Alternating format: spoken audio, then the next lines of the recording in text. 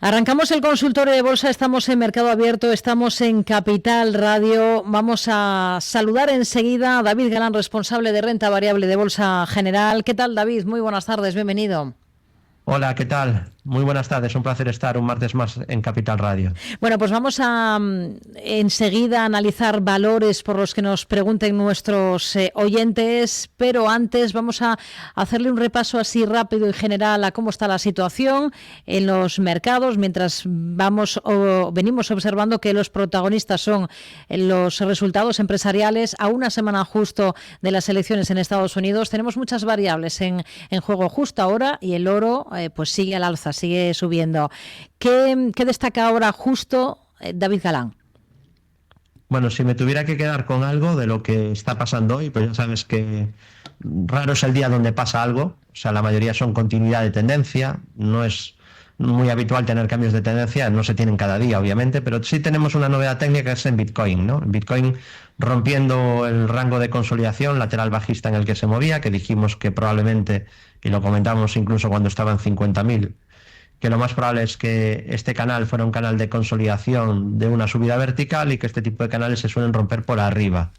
Bueno, ya está roto el canal, de hecho se rompió hace semana y media, pero hoy se ha confirmado la mejoría técnica además al romper el máximo anterior. Ni siquiera hacía falta que rompiera el máximo histórico, pero creo que incluso también lo ha hecho, ¿no? Estaba en 73.000, no, todavía no. Pero vamos, que ya ha roto el máximo previo, había una sucesión de máximos y mínimos ligeramente decrecientes. Es el típico canal que en nuestro curso hablamos de que son de consolidación, ¿no? Es muy importante saber interpretar también los gráficos y las estructuras. No es casualidad, ¿no? Luego cuando pasan las cosas que son lo más probable. Y aquí, bueno, pues ha ocurrido lo más probable y se le abre un escenario de continuidad alcista a Bitcoin. Y en cuanto a índices, bueno, tenemos al IBEX 35 un poquito más pesado. Claro, tenemos sectores cíclicos que han subido mucho y a la que venga pues un poquito un descanso, una consolidación o que venga un peor periodo para esas compañías y empresas cíclicas, por ejemplo la banca, pues al IBEX le costará más, porque hasta ahora sí que era de los índices que lideró, ¿no? en Europa estos últimos años. Y bueno, pues creo que tuvo Santander, ¿no? Hay un poco de culpa con la vela de hoy, de más a menos. Cerca de máximos históricos, si incluimos dividendos, que los marcó los máximos de la historia hace nada, semana y media, pero pues parece que le cuesta, o que está un poco ya pesado, ¿no? Que le cuesta un poco ya subir. Tiene soporte en los 11.563, la media que pasa por 11.200, niveles FIBO de la subida. El 61.8 pasaría ahora por 11.000 y los 10.298 puntos. En el caso del DAX, similar, un poco más fuerte que el IBEX en las últimas semanas. Está en subida libre, con única resistencia en los máximos históricos recientes de 19.674, un primer soporte de muy corto plazo en 19.330 y luego estarían los 18.911, el 61.8 de la subida que pasa por 18.000, los 18.208 o los 17.024. Y en cuanto a Wall Street, tenemos al Dow Jones que consolida también desde máximos. Está un poquito más flojo ahora el Dow que el Nasdaq. Anteriormente era al revés, ¿no? Pero parece que ahora le está costando un poquito más al Dow. Tiene resistencia en los máximos de la historia en 43.325, recientes, los marcó hace poquito. Tiene pendientes objetivos alcistas, como la mayoría de índices. Esto es algo que llevo repitiendo ya más de un año y poco a poco no.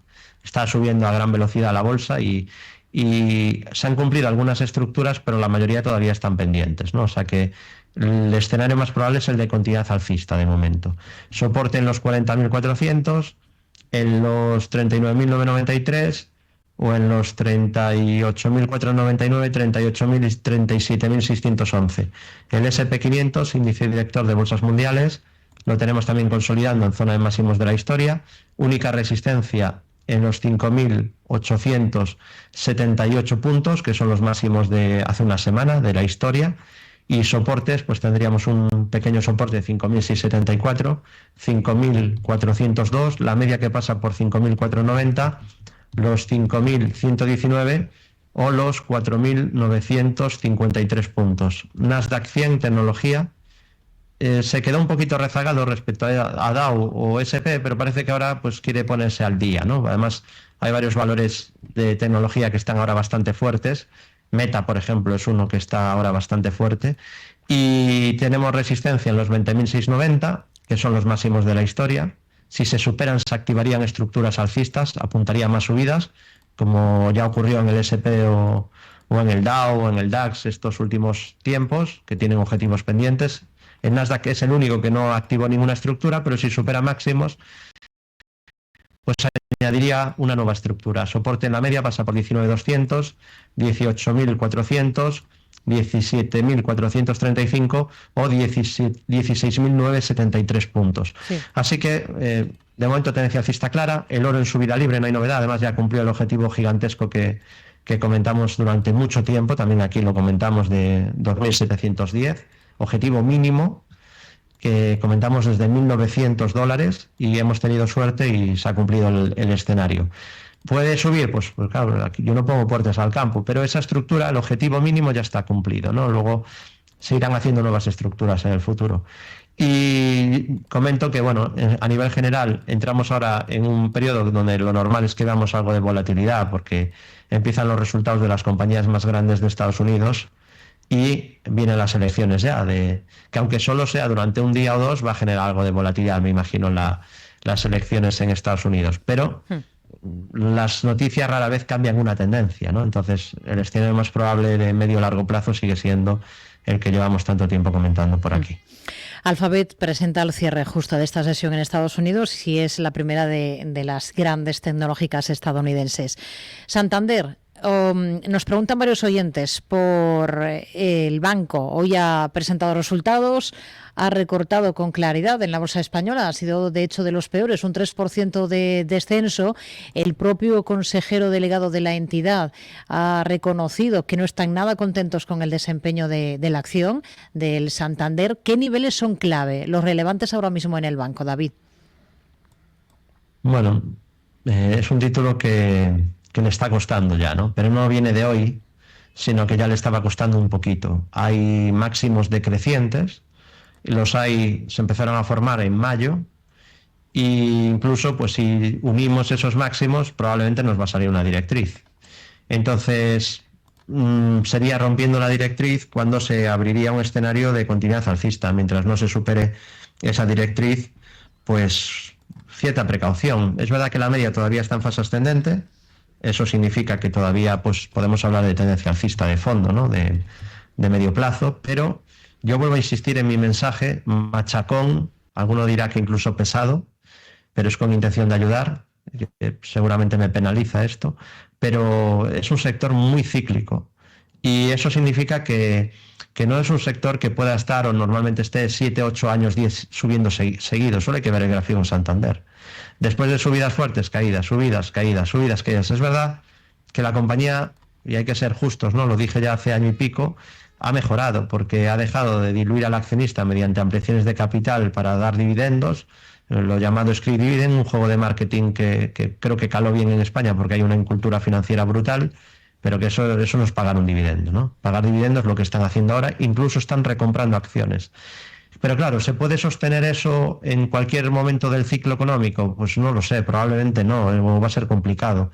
Pero ahora está en un buen punto, veremos cuánto se alarga este momento dulce de ciclo, pero no hay que olvidar que es cíclico. Esto no es una compañía de bebidas.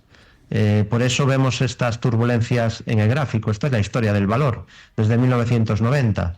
Y vemos que ahí se suceden, ¿no? Épocas de apogeo y épocas de declive, y los declives son duros y hay muchos, ¿no?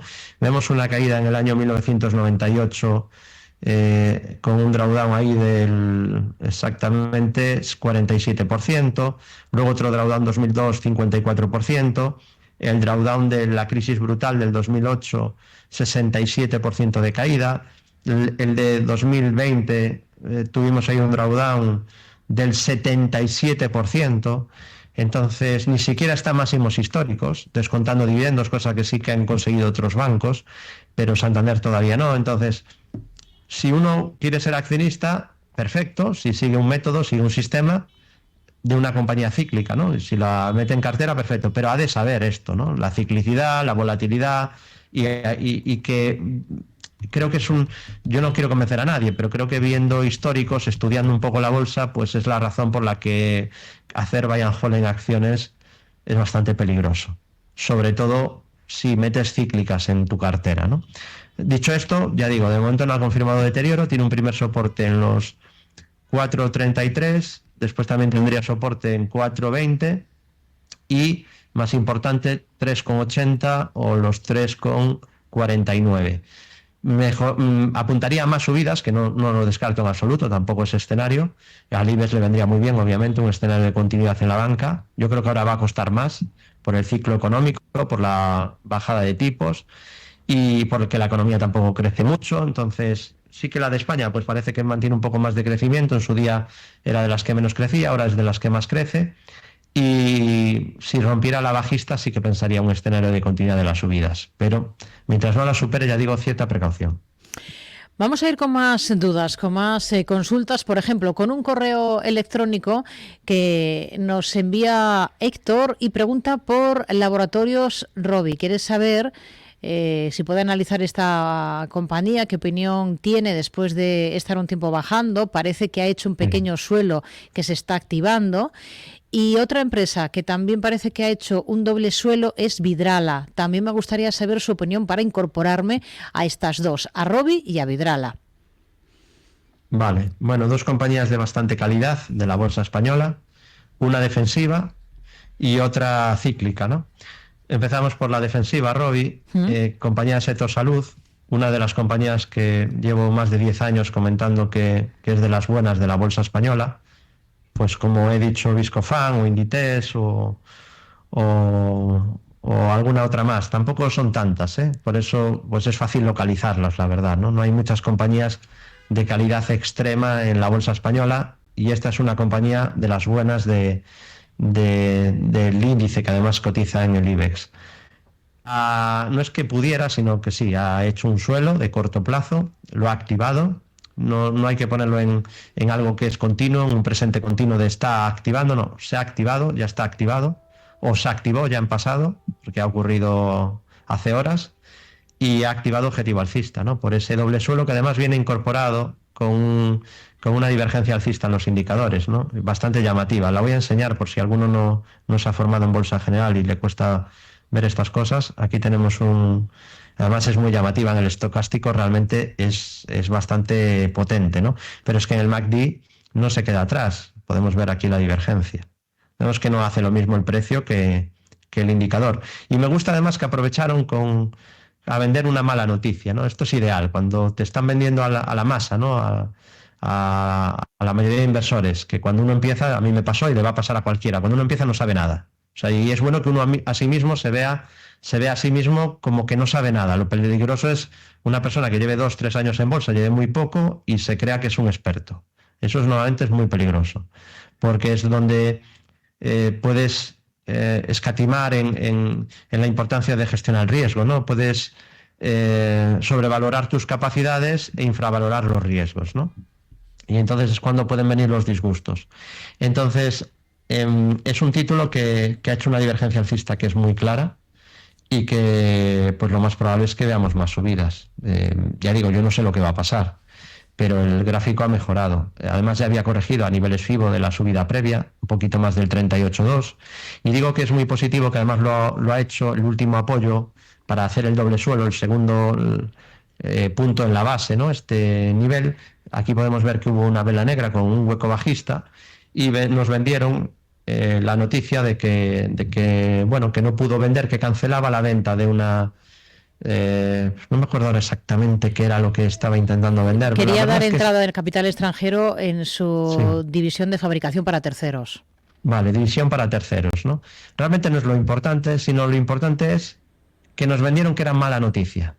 Vale, para que así pues forma este segundo valle, ya con una divergencia brutal, entra dinero y aprovecha ahí para ya formar este suelo de corto plazo, ¿no? Y a lo mejor pues dentro de un año, no lo sé, está en 150, bueno, en 150 es mucho decir, pero igual dentro de un año está en 130 o en 120 y ya nadie se acuerda de aquella noticia tan negativa que hizo vender a muchos inversores principiantes, ¿no? Y este es el juego de la bolsa. Entonces hay que seguir un método y aislarse del ruido.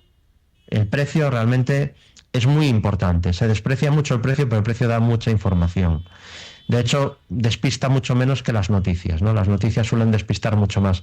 Porque si fueran por noticias, cuando nosotros éramos tan positivos con Alemania, con el DAX, ¿cree, Rocío, que lo seríamos en base a las noticias económicas que ha habido de Alemania? ¿Alguien podría ser positivo viendo los datos económicos de Alemania?